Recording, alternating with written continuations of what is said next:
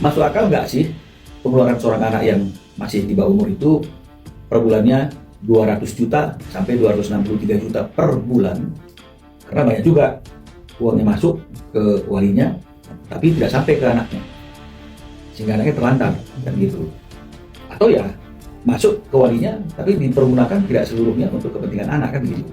Jadi inilah yang dari beberapa waktu yang lalu kan sudah kami sampaikan. Ruben berulang-ulang mempertanyakan perincian kebutuhan anak ini realnya seperti apa, ya. Kira-kira masuk akal nggak sih? Ya, kembali lagi ya, kita semuanya punya keluarga, ya, punya anak gitu. Masuk akal nggak sih pengeluaran seorang anak yang masih di bawah umur itu per bulannya 200 juta sampai 263 juta per bulan?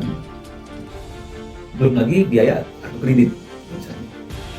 Ya, jadi oleh karena itu wajar kan kalau misalnya kemudian Ruben minta perincian agar kita tahu juga, yang seperti saya katakan, biaya anak itu berapa sih per bulan.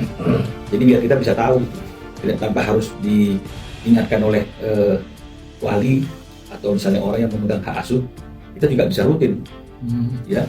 Tapi kan nggak pernah diberikan. Sedih banget ya aku lihat podcast lama kok Ruben, dia nangis gitu loh gengs. Katanya Cia ngomong kayak 1 jam aja loh, ada nggak yang mau coba jadi dia ya? Capek banget kayaknya hidupnya tuh ya. Yang menguatkan dia hanya anaknya, kok nggak disebut ya bininya. Bingung nggak gengs? Cie, Mr. R dipertemukan lagi dengan ex-girlfriend Miss C yang mereka dulu pernah berhubungan kurang lebih dari 10 tahun lalu lah ya, mungkin ya lebih dari 15 tahun malah, ya kan? Parodinya seperti apa ketika mereka dipertemukan? So sweet banget. Oh, apa main ini? Udah Pak, udah apa biarin, udah lu suapin aja lu diam. Gantinya. Lu gempor, ngapain lu nggak usah lu makan sendiri aja. Kayak dulu lagi, kita suap-suapan. Main handphone. Dia berdua dari tadi cincikan nempel aja. Dia udah janjian manggilnya apa ya, mama papa. Terus Cika ngeluh, kata dia bagi nomor telepon dong yang baru gitu. Terus kata Roman, udah yang itu aja. Ya kalau ini kan gak dibales-bales, jatuhnya kayak admin kan. Ayah mau minumnya mana? Yang botol ayah yang mana? Yang aku beli mana? Iya, yang aku beli. Ayah, cie, tuh kan Mr. Erma nggak perlu cari cewek. Mantannya aja juga semuanya pasti masih pada nempel kayak perangko, berhubungan baik, pada sukses dalam karirnya. Para wanita-wanita independen punya uang sendiri, ya kan? Bahkan masih berhubungan baik, ya kan? Tidak malu lagi untuk namanya mereka bercanda masalah keromantisan mereka. Bagaimanakah dengan wanita yang bernama S? Es teh manis, es teh pahit. Gimana cara jitunya untuk mendapatkan pria versinya? No, pagi-pagi kita dikasih kabar Bella Bonita. Aduh, ngegosip lagi nih, saya ngegosip lagi nih, babakan rumah tangga. Apa bener nih babakan keluarganya si Bella Bonita dengan si Denny Caknan lagi ada keretakan dar, kan begitu ya. Tetapi melihat dari ini sebentar lagi kayaknya ada aroma-aroma launching album ya, atau bagaimana, launching lagu ya, lagu baru ya, mungkin mungkin juga. Tapi keretakan rumah tangga saya kira enggak lah, jangan lah ya. Kita itu bagi fans-fansnya Billbon dengan Denny Caknan ini kan, mereka ini fansnya kan bener-bener fans yang menyukai karakter dari dua orang ini ya, walaupun juga ada hatersnya ya. Saya berharap apa yang terblow up saat ini, isu keretakan rumah tangga Billbon dan Caknan ini nggak terjadi ya. Mungkin anggap baik itu sebagai gelombang-gelombang ria yang akan apa ya, menyambut adanya lagu baru atau bagaimana ini ya. Lebih baik ngono wae yo, kita doakan yang terbaik. Denny Caknan dan Billbon keluarganya baik-baik saja, sakinah mawaddah warahmah ya, ada anaknya. Janganlah ya, jangan ikut tren ya, apa dikit pegat jangan ya. Mending kita wisata di Gunung Pegat daripada pegat-pegat yang nggak jelas. nanti bingung lagi viral seperti Betran Onsu. Nah nanti kayak begini, kok Betran, Ruben, iya toh, wes ngono wae.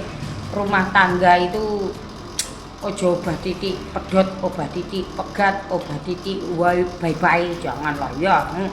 Itu ibadah terpanjangnya manusia. Ngono lho ya. Ya, yo mosok tenanan ya. Sebagai poku meronta-ronta, guys. Yuk mari. Pagi-pagi aku baca berita ini, kuasa hukum Ruben Onsu klarifikasi isu HIV, tunjukkan bukti tes laboratorium. Ini yang perlu diklarifikasi dan dijelaskan ke orang-orang di luar sana ya. Kalau yang namanya HIV itu nggak bisa dilihat dari bentukan luar ya, atau yang biasa dikenal sebagai wasting. Jadi dia massa ototnya berkurang, massa lemaknya juga pasti berkurang ya. Terus kempot, terlihat kempot gitu. Ya aku kasih tahu ya, diagnostik banding orang wasting ya, orang wasting tiba-tiba turun berat badannya ya, dari yang dia gendut banget atau dia gemuk banget ya, terus kemudian dia jadi kurus banget.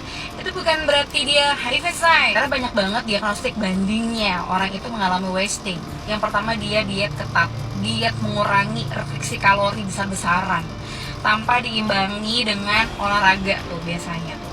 Kayak gitu tuh bentukannya, kurus ya, cungkring, kempot ya, olahraganya nggak oke, pola makannya nggak oke, benar-benar restriksi kalori, bisa dia wasting. Yang kedua adalah autoimun say. Autoimun itu kayak lupus, rheumatoid arthritis gitu kan. Itu kan terjadi peningkatan metabolisme karena kondisi autoimunnya kan. Wasting dia. Ketiga, penyakit infeksi kronis such as tuberculosis. Tuberculosis juga sama gitu ya kan, terjadi metabolisme tinggi, inflamasi tinggi, mengalami wasting ya, bisa turun berat badan, ada kondisi demam dan lain sebagainya, atau penyakit keganasan seperti kanker, leukemia dan lain sebagainya, itu juga bisa bikin wasting.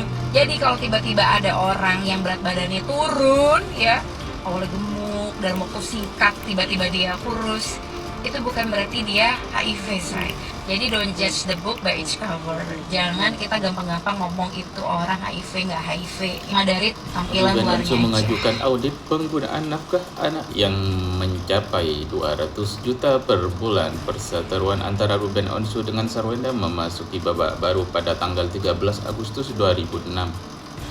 Di tengah proses gugatan hak asuh anak, Ruben mengajukan permintaan audit terhadap penggunaan nafkah yang disalurkan untuk anak-anak mereka. Permintaan ini disampaikan oleh kuasa hukum Ruben Onsu, Minula Simboyang. Minula Sembayang menegaskan bahwa setiap dana yang tertimpa oleh pihak yang memegang hak asuh anak seharusnya dapat dipertanggungjawabkan. Ia menjelaskan bahwa audit bukan bertujuan untuk menyerang mantan pasangan, tetapi untuk memastikan kebutuhan anak-anak benar-benar terpenuhi. Memang sebaiknya setiap uang yang diberikan kepada wali atau kepada orang yang mendapatkan hak asuh itu mempertanggungjawabkan begitu. Setiap uang yang diterima dipertanggungjawabkan kemana pengeluarannya, ungkap Minula. Minula menambahkan bahwa uang nafkah merupakan hak anak, hingga penggunaannya perlu diawasi, takut ada penyimpangan, katanya.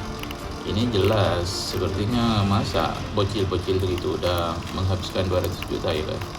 Gak tahu kalau menurut kalian guys, karena kita ini kalangan orang menengah ke bawah ya, bukan kalangan ke atas.